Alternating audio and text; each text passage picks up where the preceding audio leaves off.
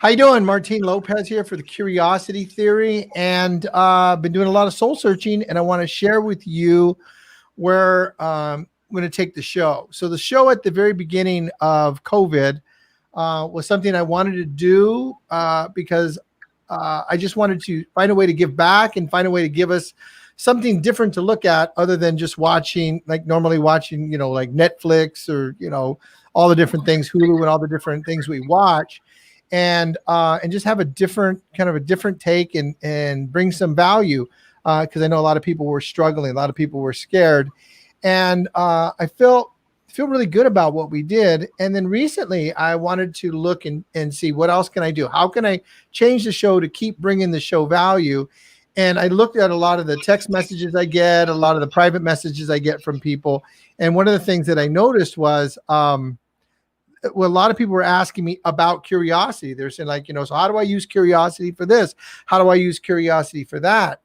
Then there's all the people that I work with, people in HR, people in sales, people that are in banking, people that are that do coaching, all the different people that I talk to and coach and work with regard to curiosity, and thought that I think it's going to be a good idea to bring people that have used the curiosity theory. So people that have taken the class, people that have read the book, and people that have participated in some of the work that I do, bring them to the the hangout, and then talk about curiosity. What have they seen? What are they up against?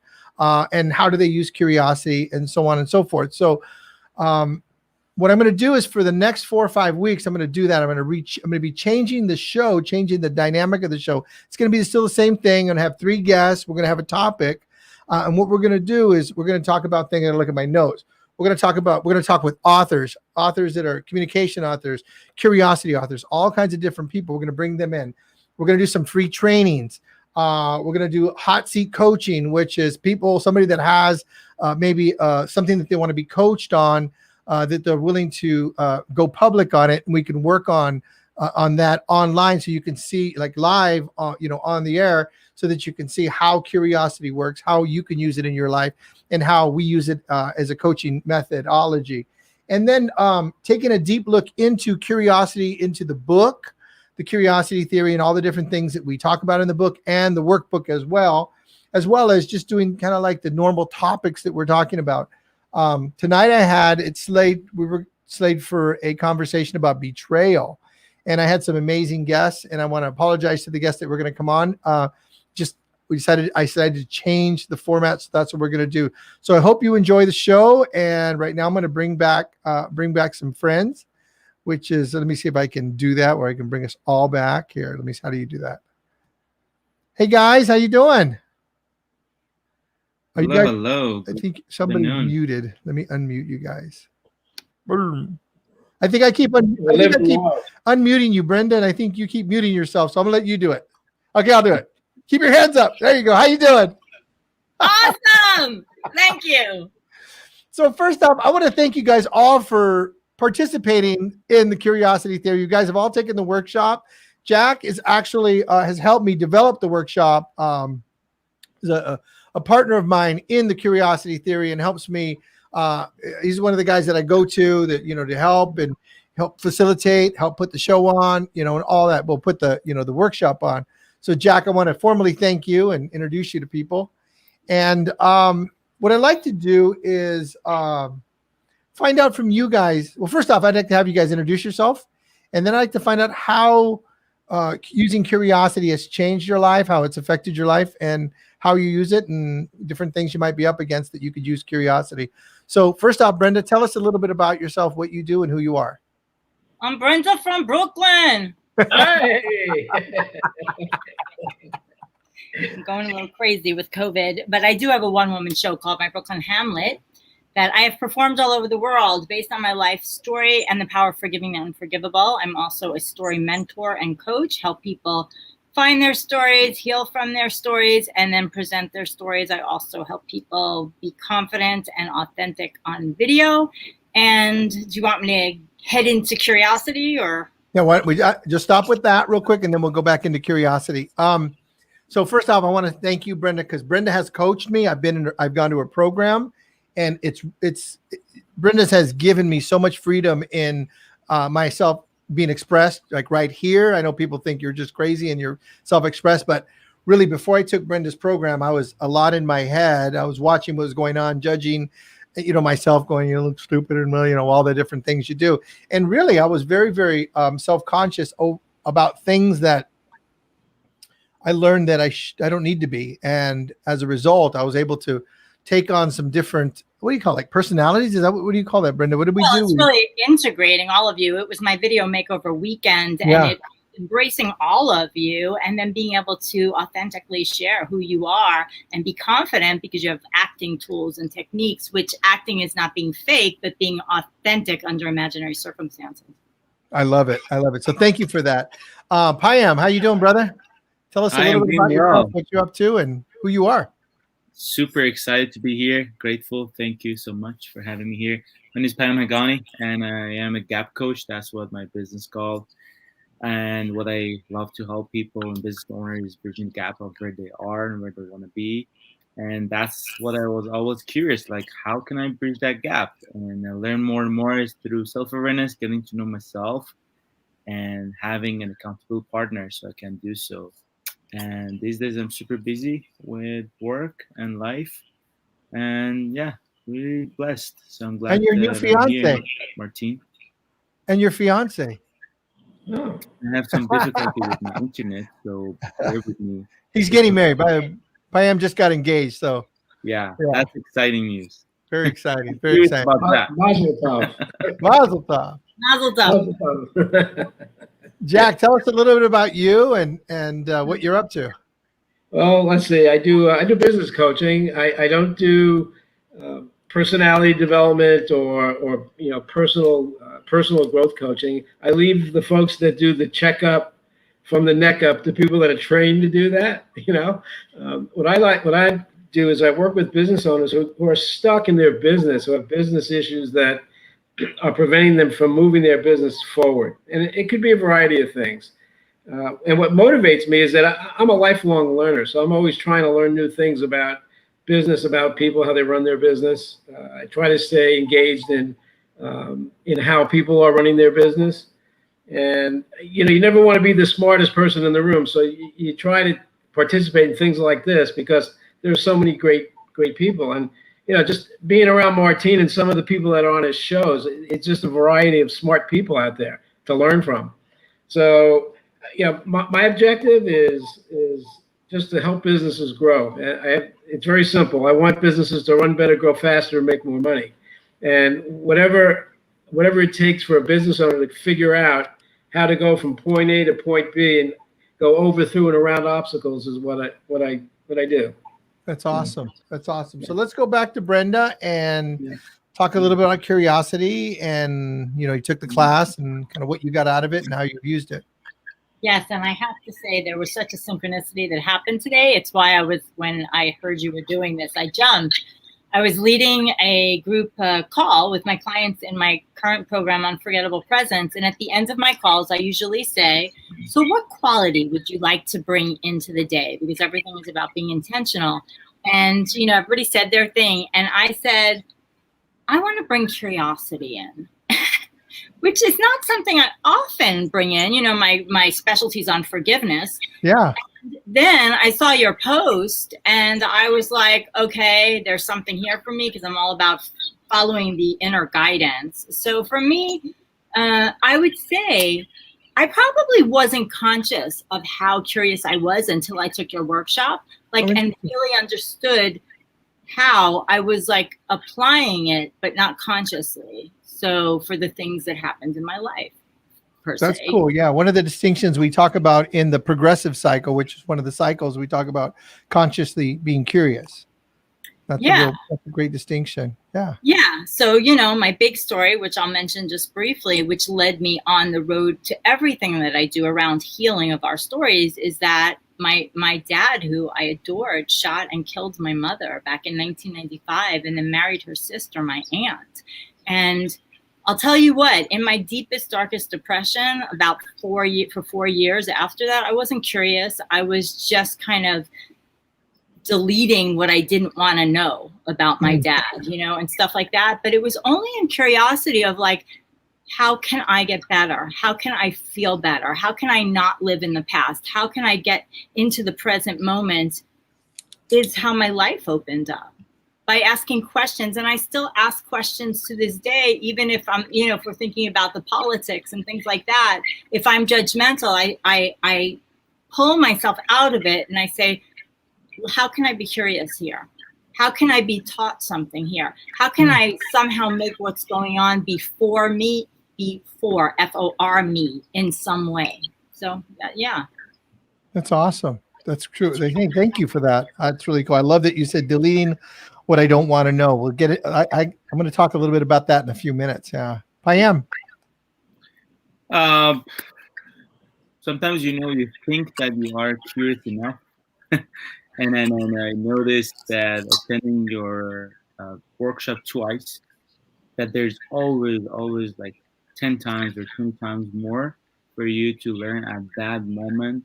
And what I love is, just being intentional, as Brenda was sharing, just being intentional. Being curious is a different type of mindset that you can always practice it, versus letting my emotions and my thoughts and my past and whatever information that I have from the past guide me and let me judge that experience. It's just the whole practice of curiosity in a bigger version for me is how to be detached from all of that. It's easy to say, but it's super hard to implement.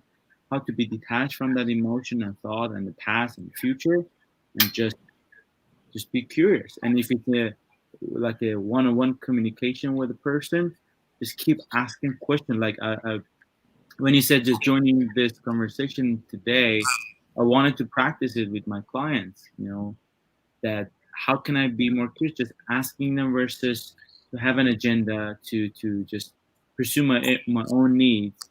Like, how can I be more curious about their needs? And then the gift is, matching these two needs in a mutual point. So it was such a gift, and the whole intention would change when I'm thinking about curiosity versus like reacting based on who I am from the past. So when you apply curiosity, it changes you're saying it changes the direction of your approach, or did he just freeze? I think he froze like this. He'll be right back. He said I cannot hear. He's having some problems with his internet. For some reason, Martin is frozen. Okay, what you were asking a question? So you were talking about when you use it, you were talking about, and my version of what I say is like your perspective changes, your approach changes.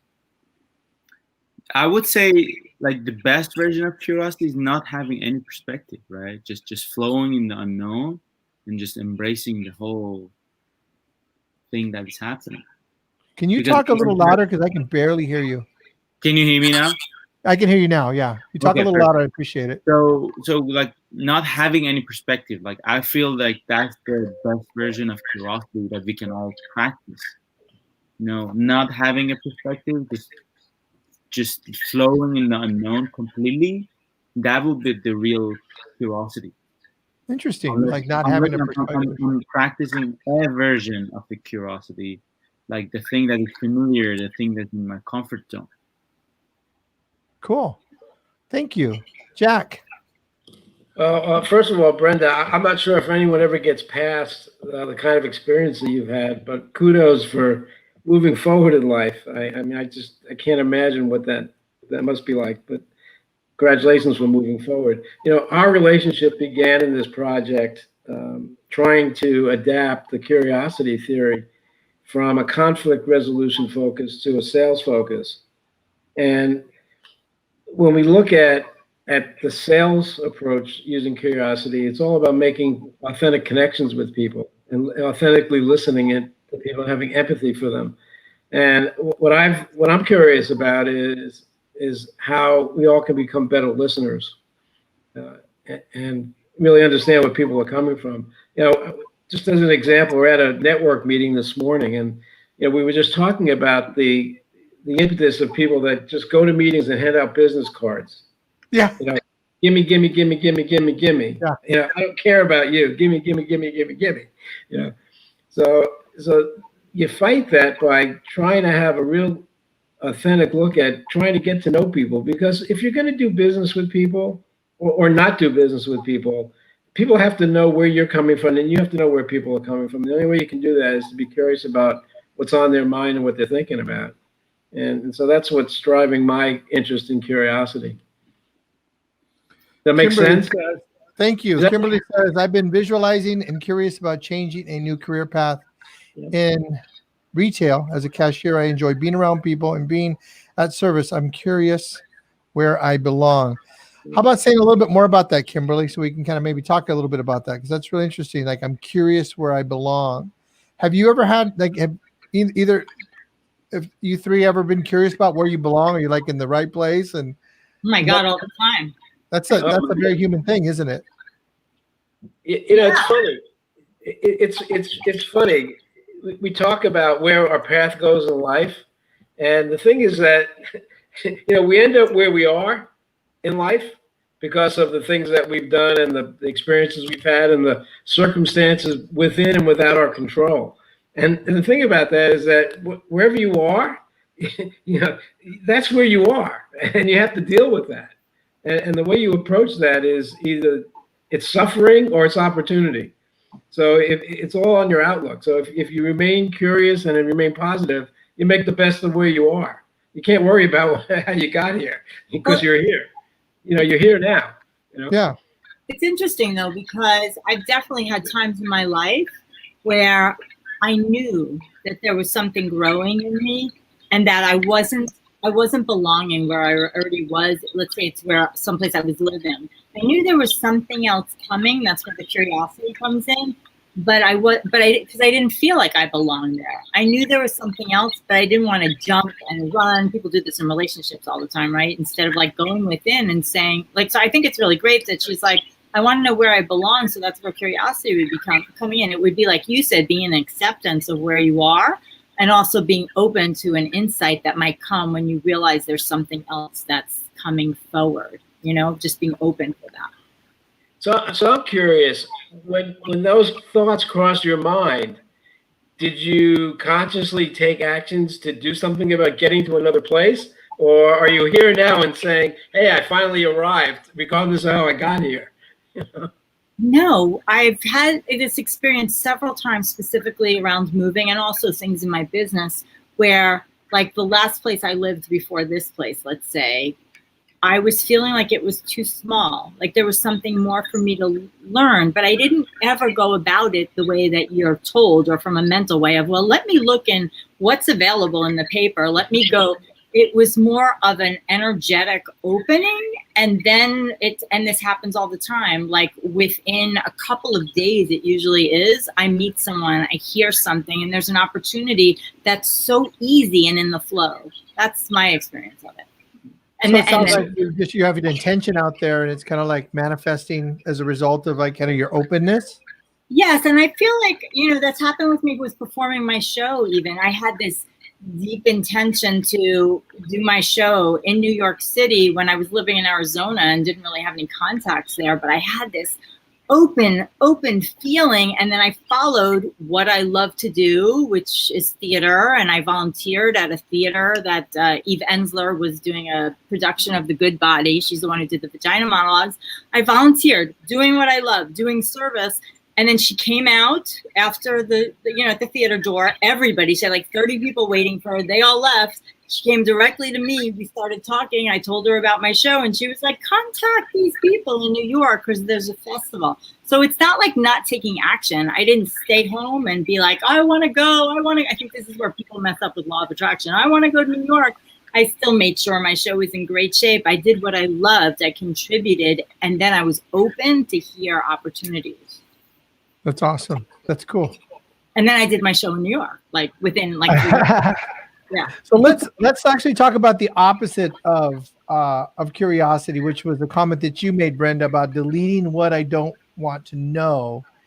And so I kind of like talk about it from my perspective, like being closed-minded sometimes, or thinking I know what's best, or forcing my agenda. To me, that's how I interpret it. Like, deleting what I don't want to know. Like, you're going to hear my version of like truth, if you will. And I think that's the opposite of curiosity. And the thing is that sometimes it works. Sometimes you say what you have to say, and like people are like, dude, that's awesome. Like, move forward. Curiosity, I find, is like really powerful when you run into a situation that things aren't going in the direction you want them to go. You're like, oh, you'd be curious to see what I did.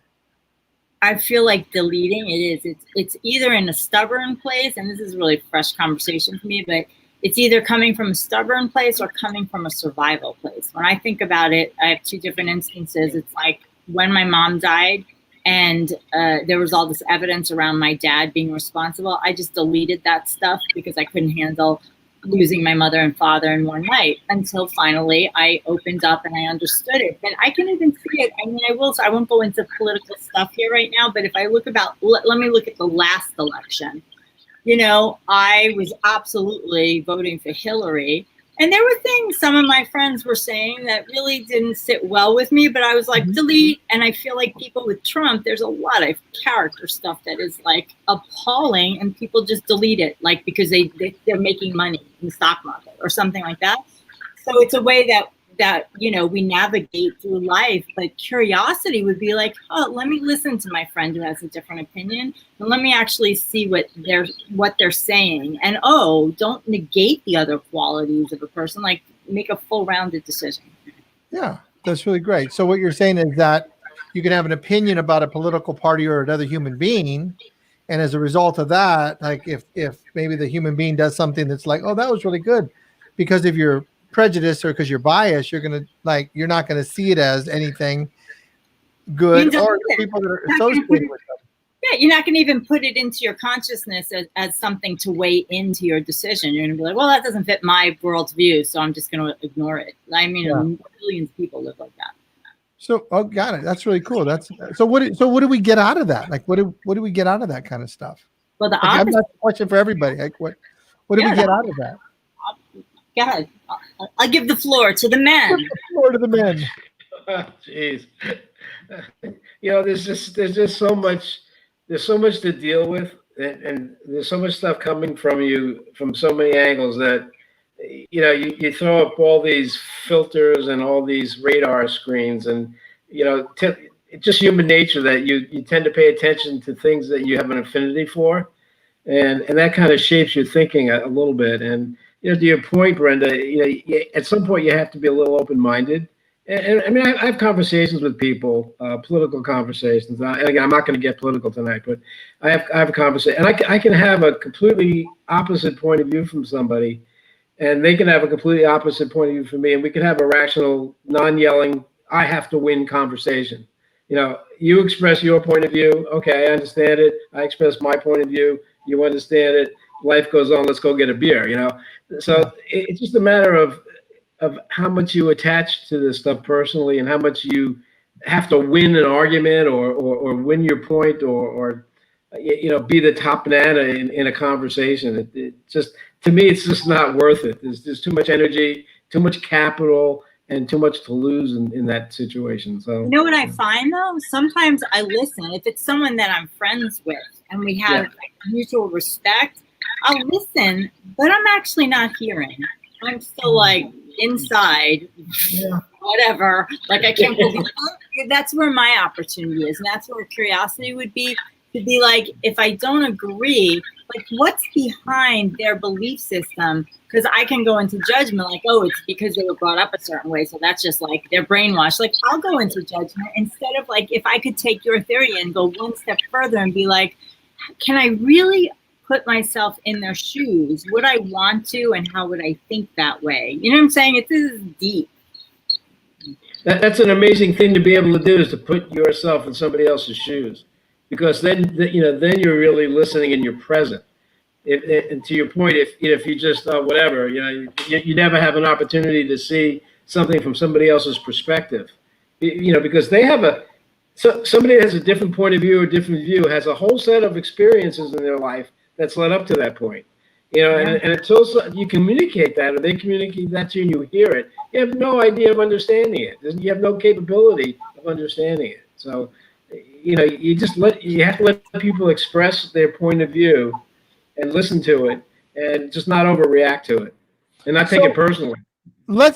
So how about Jack, how about you and I we talk about our relationship, because you and I have very, very different views politically. Yeah. And we were literally working on the curiosity theory. Yeah. and like we're in your living room, we're in my living room, where we're meeting, and then you always have the news on. So we walk in and the news is on, right? And it's like Fox or CNN or whatever, and it's whatever, like, right. and then if you know me, man, in my mind, I'm like squirrel, so I can easily get off task. Turn it off. Yeah, turn it off. So, we're here, we're going to work on our workbook and all that stuff, and then now we're talking about the election and what's wrong with this and what's wrong with that and why you're right, and so let's talk about, I'm really interested in what you were doing, how you were being curious, and I want to share with you what I was doing, like as a teaching moment.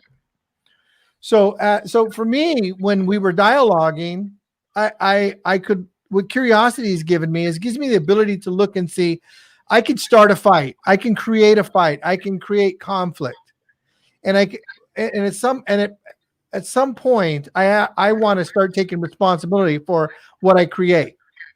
Then once I started going deeper into this, I now always take responsibility for it. Like I might still be a jerk sometimes, but I step back and go, I have responsibility in that. And, versus blaming, complaining, or judging. So in our conversation, I would notice that I would get annoyed. I would get irritated. You would say what you said. I don't agree with it. Like literally completely disagree with, right? Yeah. Yeah, we completely, but yet we were able to find ourselves back to what's important. Like, what is important? Like, why are we here? We're not here to do that. We're not here to solve the world's problems or decide, are conservatives or liberals, like who's like the smarter one and blah and all that nonsense. But we have things we want to do. And curiosity gave me the self-responsibility to go, you know what? I can create a problem here. We can go into regressive cycle, or we can go progressive cycle. If I can maintain safety, respect, and trust, then we'll move forward. If I start to get reptilian, we're going to go into a regressive cycle. That's what it was like for me. So what was it like for you in our encounters? Well, for me, when I have a friendship, I don't necessarily feel I have to win an argument. Because to me, I work with business leaders and business owners, and the absolute worst trait of a leader is the need to win at all costs. Because winning at all costs diminishes what other people do, and so we can have a difference of opinion, and I can be bitching and moaning about this, that, the other thing, and you could be bitching about this, that, the other thing. At the end of the day. Neither of us has to win. We have an objective. We're trying to produce something that is going to affect people's lives. And so, I think both of us have the ability to keep that as the primary objective, the prime directive, so to speak. Yeah, exactly. And, the other stuff is banter. It's just banter.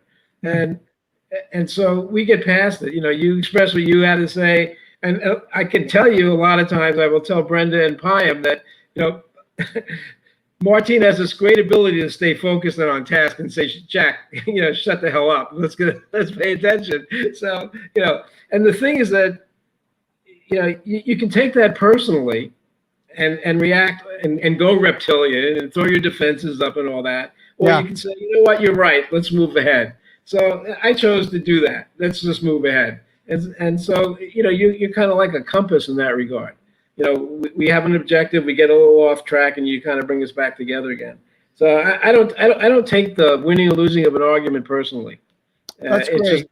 just a difference of opinion. That's all. So Yeah. what I want to demonstrate is so Jack and I have known each other for probably 5 or 6, 7, maybe 10 years. We've known each other for a long Yeah. time. We Yeah. started a business relationship probably about 2.5 years ago, and working with curiosity theory and all that, and we spent a lot of time together, and we had opportunities for conflict. We had heated discussions. I wouldn't say heated, like kind of like roll our eyes kind of things, but we complete disagreements. Yeah. And I never knew what your motivation was. Like I never knew like what how you approached it. And for me, like being curious, like asking that question versus like acting like like let me just guess. I find it a deeper connection when I actually find out like what you're about, like how you approach things. And so I can learn about, when I talk to people, I can learn about people because I'm asking them questions. I'm being authentically curious about how they approach what they approach. So I'm not having to find solutions, try to act like I'm smart. I find that people are able to use their own intelligence and their own wisdom and their own approach to find those solutions. They just need like a place to say it, and then and sometimes you hear your own wisdom, and then you teach that wisdom to other people, and that's what I get out of our relationship so often, Jack. So you mentioned something real important. Yeah. And to me, the overriding need that I had in the relationship that we have in developing this thing is the need to understand a different philosophy. Because I work with a variety of people, and the people that I work with don't all conform to the same way of thinking. Yeah. And so the more you're exposed to different ways to approach communication with people and the different ways you can attempt to solve problems based on different approaches, the more value you can bring to the people you're working with. So to me, I wanted to understand this as a tool that I could stick in my bag and have at my disposal. I work with a variety of people. We have one business problem, for example, is in a crisis. How do you overcome in a crisis? Well, there's a philosophy that says you respond, you resolve, and you thrive. And there are stages of activity that you go through to make that happen. So you get from point A to point B in a crisis. And so that's a whole different philosophy than the curiosity theory. And it has applications in certain instances where, trying to teach someone about being curious isn't as effective, or it doesn't help solve a problem immediately. So the more you learn about the ways to approach different situations, the better off I think you are, and the more value you can bring to the relationships you have with people. What are the 3 aspects? It's what and thrive? It's in a crisis. Well, just as in a crisis, for example, you respond to the crisis. You respond, you resolve, and then you, respond, recover, and thrive. Thank you. It's respond, recover, and thrive. So you get to the point where you do what you have to do to get past the crisis. You get past it, you move on. And the thing about thriving is that you want to create not the new normal in a crisis, but the next normal that meets your objective. And that's a big awesome difference. Yeah. That is a big difference in the way people look at solving problems, because everybody is talking about the new normal. Well, the new normal is only what you allow it to be. And unless you are pointed and directed and have a goal, you can create your own next normal rather than having to put up with somebody else's new normal. That's really cool. And, Go ahead, Brenda. One step further. One step further is that, because I teach about forgiveness, is that we're all one. So if you actually are not like it's him against me or her against me, but we're actually all one, you look at like the ancient Hawaiian, forgiveness prayer, Ho'oponopono, then you can actually resolve the conflict in a moment, because you realize they're only in your world challenging you because it's something inside of you that's not in alignment, and that's where the power is inside of us. And what I'm hearing is everything you guys are talking about, you can utilize curiosity, and you can, respond. Like, how do I respond? I'm curious. How do I approach that? recover? I'm curious, what do we need to recover? And I'm curious, how do we survive? And then I'm curious, how do I forgive? Yeah, and that energy is very different from being reactive to what someone's saying to you, or even the energy they're putting at you. Because sometimes it can even be just energy that you're like, okay, how like question for you, how do you get into curiosity when someone's giving an aggressive energy towards you? What do you do? It happens to me all the time. I just wonder what's going on with them, like authentically wonder what's going on with them, like empathetically wonder. And it's not like a judgment, but there's a little bit of that philosophy that I'm sure something's, not going right for them, because this is not normally the way people react. Like there's something, there's a cue, there's a trigger, there's a prompt, there's something that's happening with that person. And if I can find out what that is, what I find is that when, like, I use curiosity so I can find out what's going on. And oftentimes people are, when they're getting reptilian, they're just reacting. They have no idea why they're reacting. And when they can put a word to it, or they can put a story to it, or they can put a phrase to it, then they actually start to investigate it. And they kind of like, wow, oh, wow. Like, oh, you know what? I just got really upset with my kids this morning. And it just brings people into the present, because they really start. And that's how I use curiosity. In my book, the first story was when I was going to get my clobbered by John, and it was totally by accident. And I'm getting ready to, like, he's going to clobber me, but I'm going to get a couple licks, and I go, John, why are we fighting? And he literally puts his hands down. And he goes, I don't know. And he was just about to kill me, and it's because curiosity brings people present. And so that's what I use. So I know that it works that way. Does it work 100 times, 100%? No, it doesn't work 100%, but it works a heck of a lot more than 50%. It's in the high 80s and 90s. The thing about curiosity, maybe you can help me with this, understand this, but there's this thing about being consciously curious. Okay. So being in the moment, being present about it. You talked a minute about, triggers and responses. And we've had this conversation a couple of times about that gap between a trigger and a response. Yeah. Right.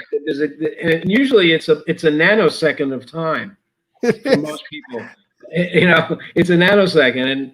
And you can train yourself, I think, to be consciously aware of triggers and recognize them, so that when a trigger does go off, you don't let the response, you kind of take a breath before the response, and so that's really interesting. I had a client I was coaching, and he was in sales, and like really good sales. I mean, like hundreds of, I think his last year was like $850,000 or something. So he's really, really, really successful in sales. And he said, he's like, I always fight with people. Like, I'm always fighting with people. And I said, great. I said, so what do I do? I said, I don't know, but how about this? And I said, next time you're about to get in a fight, why don't you try to think of the best way to get in the best way you can win the fight? Best way to win the fight. And I just made that up, and that's what curiosity. Like, and so he calls me a couple of days later. He goes, I was just about to get in a fight with my wife, and I was trying to figure out the best way to win, and I started laughing. He was like about to argue with his wife, and she looked at him. She goes, "What's going on?" He goes, "I was just trying to figure out the best way to win this fight," and then it was like over, because it's over, right? Being present, So it just works. Just curiosity just works. It's like you have to take the air out of the room. That's the trick. That's the trick, taking the air out of it. And when you take the air out of it, the whole tension collapses, and there's no reason to fight anymore. But let me ask you something, because we're all talking to each other, kind of like preaching to the choir, because of our experiences and what we've learned.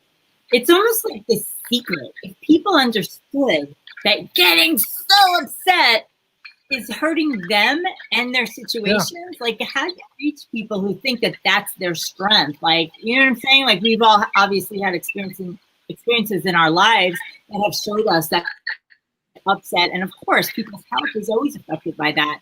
But how do you reach people who just are on it? You know, I'm just opening up for discussion, like, you know, that really don't understand this. We have something called the timeline of conflict. So something we talk about called the timeline of conflict. And what typically happens, like when I work with people and I coach people, what typically happens is something triggered you got in a fight, you argued, you said something that was inappropriate or something, and you started a conflict. And afterward you go, oh man, I probably shouldn't do that. That's kind of like typically how people live life. Like, oh man, I shouldn't do that. And then they go, I'm going to remember to do this thing next time. And it happens again and they do it. And they're like, ah, man, I was supposed to remember that thing. That I call at least an awareness. You call it awareness. So what we do is we train curiosity to kind of bring it back. So if this is the conflict, this when it happens in this box, right? So it's like the timeline of conflict here is this is the thing that happens over here. You're in conflict. It's getting worse. You're out here going, I got it. I shouldn't have done that. Yeah. What we're looking to do is train people to first off recognize it in here and then make a choice, consciously make a choice. So with the gentleman I was coaching, is like he knows what he does. Like he knows, like, listen, I just like fighting and I'm good at it. And all right, well then figure out the best way, because he was in the fight. Like that's his natural way. So matching the person where they are versus saying it will be so much better. Can't you see? You're actually matching them where they are. Yeah, because I think that like telling someone to be quiet, never, or stop worrying about something, that like never worked. But to ask somebody like, so what are you worried about? Like, or that's not even saying it like that. So like it's there's a way to communicate with somebody when they're worried and they're anxious. There's a way to be curious. And we know when we say it, we know, are we being inauthentic? Or are we being authentically curious? So when you're being consciously curious, you're using curiosity like a tool, like a hammer used for nails, right? And use curiosity for a tool. Like I'm really curious. Like I look at you, Brendan. I'm really curious. Like, and I look for what I'm curious about. So sometimes I'll just say I'm curious and I have no idea what I'm curious about, and I got like a split second to figure out something. And that's one of the methods. Just say I'm curious, and then just figure out what the heck you're curious about. And then you find yourself in that box of conflict, and then you have a choice. You're like, all right, I'm going to win this fight. And sometimes you decide to do that. I'm all in for the fight. In my book, I have this paragraph, and somebody came up and asked me in one of my programs, and they said, what happens when you just want to win the fight? And I go, well, sometimes I just want to win the fight. That's the human part of it. It's not about not being human. Is there ever really a winner when you win the fight? What's that? Is there ever really a winner when you win the fight? I honestly think, I think if we go existential, the answer could be no. But when you're Martin Lopez, it's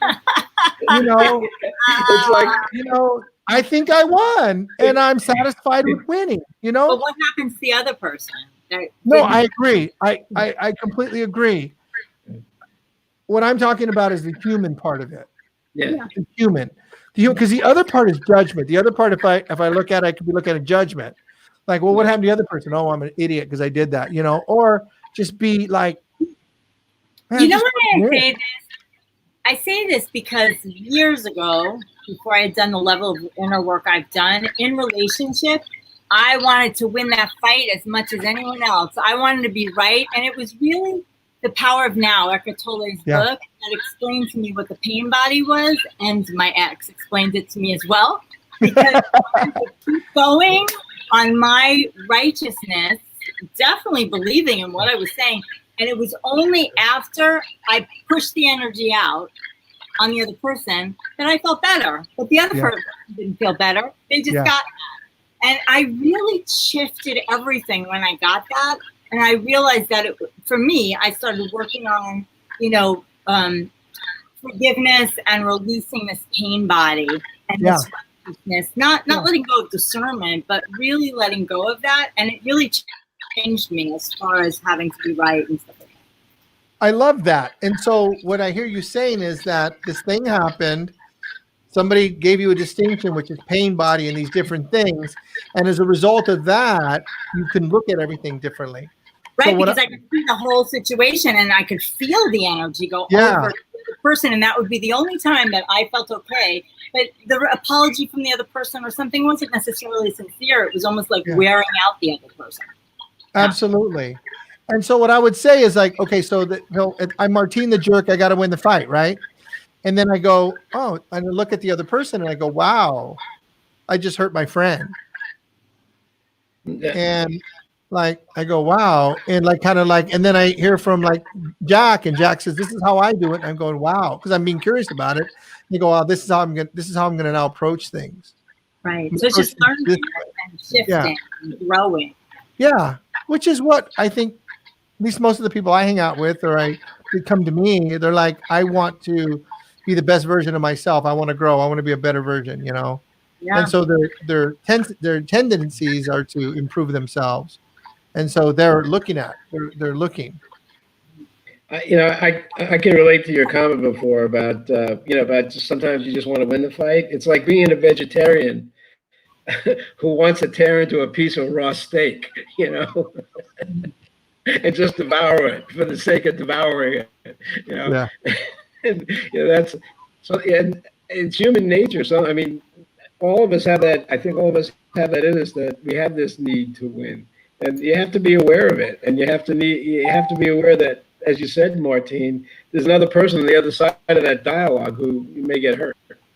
And a lot of people aren't aware of that other person. Yeah. They're not aware of the other person. And I think the how do you get out of a fight by accident? How do I get out of a fight by accident, or something's like the first sentence of my book. Yeah. And it's like most things that are happening to us in relationship to other people, like I just watch, are like almost like accidents. Like even what comes out of our mouths oftentimes is like where did that come from? And as you become aware, as you become curious, you start to look at it. You start to kind of put it in your head, and if you will, like you're going, "Wow, that's really interesting." Like, so what drives me to say that, or what does that even mean, or wherever your curiosity is going to take you. Yeah. So I'm not trying to guide curiosity and say you should do it this way. I'm just suggesting that if you're curious, that you might have different outcomes, you might have different results. Yeah, it's very true. I mean, it's what can I say? I mean, you just don't want to. At least with me, I don't want to spoil a relationship. It's not worth it. That's just, that's just the way I look at it. It's just not worth it. Yeah. I have friends that have a completely different view of the world. I mean, absolutely completely different view of the world. And some of it's dangerous. And, I have to resist picking a fight because it's just not worth it. Yeah. Well, go ahead. People won't listen. Sometimes when we're picking the fight, they won't listen. The best way to actually get across to someone is not from that place of fighting. Yeah. I don't know, do fights ever, like you said, Brenda, does the fight ever accomplish anything? Like why do we fight? Like maybe it's that fight or flight thing that talking about the reptilian brain, and we're talking about like what's in our DNA. That it's like I feel unsafe.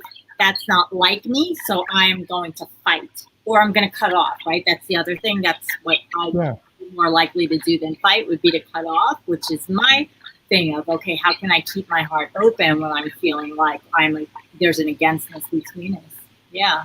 So it's a protection. It's a way to protect ourselves, right? I mean, look what happens in parking lots. Just in the parking lot thing, two people pull up into a space in the parking lot at the same time, and the natural reaction is, I was here first. I need it. It's mine. Yeah.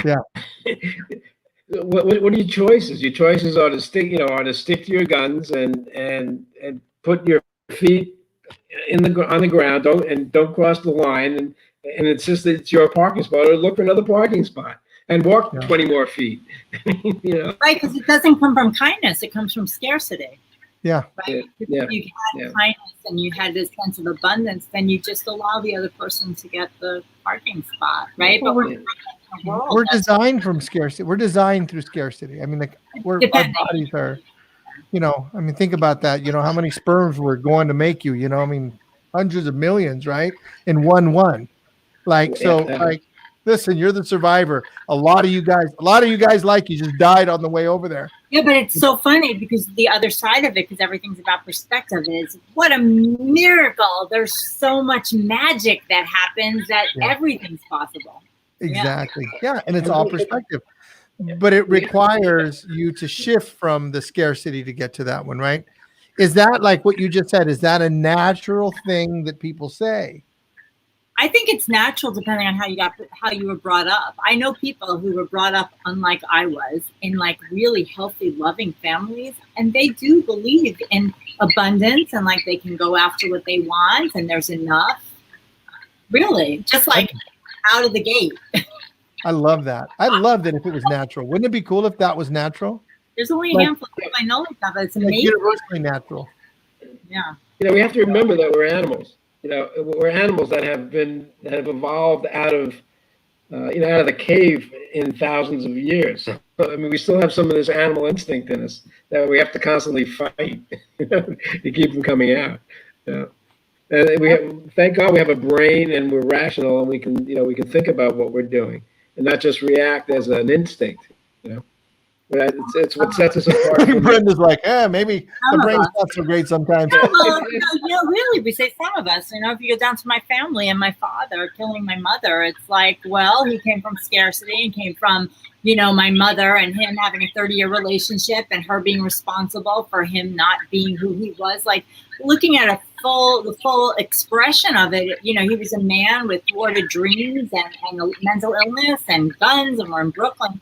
But it's like mine's the extreme, but there are a lot of families like that, or people that stay married and then they resent the other person. And it's like, that's the animal instinct of I better fight, I better put down, I better so that I can be stronger, But I'm glad that for the most part, my world anyway doesn't look like that, although there certainly are elements of it. Yeah. I'm curious. I'm curious as to what Kyan thinks about all this. Yeah. There's a million stories, many different ways to look at all this stuff. It's super interesting because of my internet. The voices comes and out and in. So I'm constantly curious what you guys are talking about. So, I'm having a different reality of what you're experiencing because of my Wi-Fi. I don't know what's going on, but sometimes the speaker just goes out, like I cannot hear. So I'm just putting the puzzle next to you. But I wanted to talk about the ego. Sometimes you said, like, why do you want to fight? Most of the time it's the ego. It's the self-image that wants to win. And not a lot of time there's a conscious choice behind it. It's just ego, the manipulation and the power, the pleasure of power. People want to have more power, and that's why they fight. And one more thing that I want to share is like curiosity comes from openness. We can only be curious if we are open. And what Brenda was talking about, like if there has been a lot going on in our life and traumatized, we need to forgive that. We need to heal that first and become open. And as soon as I'm open, then I can be curious. But we cannot suggest people to be curious if they have a guard because there is a lot going on, or they want to protect a lot of pain that they have been through. So the part that goes to the past needs to be taken care of. Then in the present moment, I can be open and consciously curious. But I can say my life has changed just by being curious and constantly asking questions and looking what's out of my comfort zone. And that's how I ended up, living in the United States. I moved here 6 years ago, ended up being a coach, ended up, almost getting married with my wife. All of that is coming from curiosity versus I thought the best way of living life is to plan, to have goals, milestones. That doesn't work for me, at least. I love the depth of life when I go to the unknown and there's not a lot of attachment to or pre-assumptions to what's going to happen. Thank you. I want to ask you a question, and I don't want to assume, but I want to challenge you. That's something that I thought I heard. So when you were talking about the person that's you're describing a person that's aggressive, right? Mhm. And you said, I can't do this. Did you say that? Like you can't do this because someone's aggressive. Is that what you were saying? Not sure. Okay. It sounded like you were saying like, you can't get to somebody that's being aggressive. You can't get to somebody I don't that's have you, being Martin. Wait forceful. a couple seconds until you're back. Okay, you're back. Okay. Let's wait for the internet. So you were talking about, it seemed to me like you were talking about dealing with someone that's forceful or aggressive. And I think you said you can't deal with the person when they're being aggressive. Is that what you said? No. I was just saying like curiosity comes from openness. And if someone has a guard that's regarding to the past or the pain that they're dealing with, it's asking too much of them to be curious. So let me challenge that. So it's so in that case, I'm not necessarily asking the person when I work with people or when you're in a situation like that, you're not necessarily asking the person to be curious. You're being curious about the person, with the person. That curiosity that you give to the person, the generosity, the empathy that comes along with curiosity, the kindness that comes along with curiosity, often has the person that's being guarded, that's being like that, has them open up because it's in the lovingness, it's in in curiosity that the people that are holding a position can start to explore. As you say, you might say something like, I'm curious that, is something bothering you? Oh, absolutely. That's that's us being responsible. And like, as soon as you're sharing that, it's like holding space for them.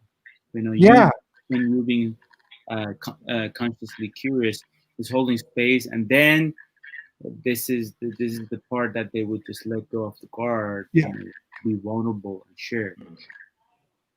Yeah, and so you can help to shift. You can help to shift what's going on. You help to shift the dynamic of the relationship or the dynamic of the conversation in that.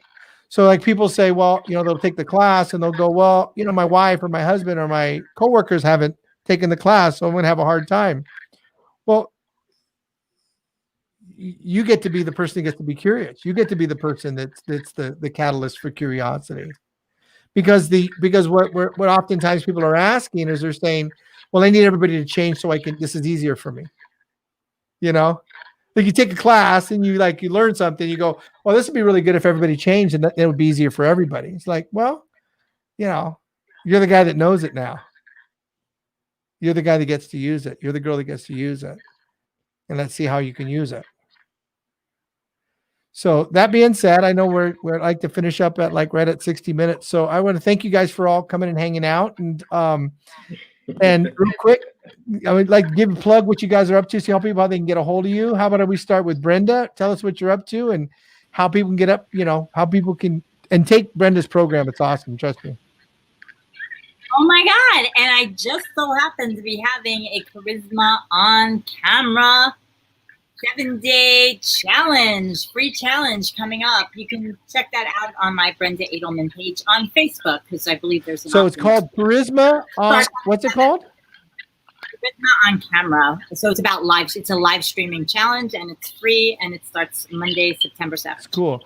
So I'll tell you real quick, Brenda. So, and if you guys are watching, this might sound totally superficial, but this like I changed what I'm wearing. I used to wear different things. I kept wearing a hat. And somebody coached me and said, try to do this. Now, I've got crazy COVID hair, but I like to have crazy hair. So for me to sit here and not keep watching my hair and go I look crazy and stuff, but just to be present, that's one of the things I was able to get out of working with you, Brenda, is just to be able to be present and then just appreciate and just go, I'm going to show up the way I'm going to show up. It doesn't have to be in the way. It can be part of how I express myself. That's awesome. And what I will say is this was kind of a last minute that I filled in as a guest here. So my hair would normally be done. Okay. Your hair is always great. It's always great. Jack, what are you up to, brother? A couple of things. First and foremost, I do a lot of volunteer work. And the organization that I'm working with is going to announce a $30 million capital campaign. for a community that serves disabled adults that are, Down syndrome and dementia, Alzheimer adults. So that's a big thing. And then the second thing is I'm working with a company to coach entrepreneurs who are pitching investors, kind of like preparing people for Shark Tank. Very So cool. I signed a contract with a company, and I'll be a partner in the business, and we're going to be coaching these really hotshot entrepreneurs going after the financing for their business. So if you're an entrepreneur out there and you have something you want to pitch, talk to there's Jack. a company. Yeah, there's a company that connects entrepreneurs with investors. They put on these events. Usually 30 investors, 10 companies pitching, and we're preparing the entrepreneurs to pitch in an effective manner, so that the venture people can kind of make a decision where they want to maybe investing money. That's awesome. That's awesome. Yeah. Payam, my brother. Thank you for hosting this amazing. Talk a little louder, brother. Sure. Can you hear me now? So first of all, thank you for having me, and I really enjoyed all of your conversation. Tomorrow, I have my webinar, Bridging the Gap of Dream and Fulfillment. Whoever is interested, they can message me either here on Facebook or check my website, www.thegapcoaching.com. So on my webinar, I talk about 5 stages how to get from dream to fulfillment. Thank you, Martin, for being curious and supporting me creating that. And yeah, that's what I'm up to. It's happening tomorrow at 5:30 p.m. Awesome. And Brenda said, let me see, join my free challenge, Charisma on Camera live streaming challenge to get over your fear of being on video. And a lot of people have fear of being on video. You're going to start Monday, September 7th. That's in 2 weeks, right? Yes, for entrepreneurs. Yep. Is that Labor Day or is that the? It is Labor Day, but nice. It won't take a lot of time. That's all right. We're all stuck inside. We can't go to the beaches. No, I'm just kidding. Pretty much. There's a chance they'll shut them down. So thank you guys. I really appreciate it. My name is Martin Lopez. I wrote a book called The Curiosity Theory, and I believe that if you can approach life being curious, I think your experience of life can be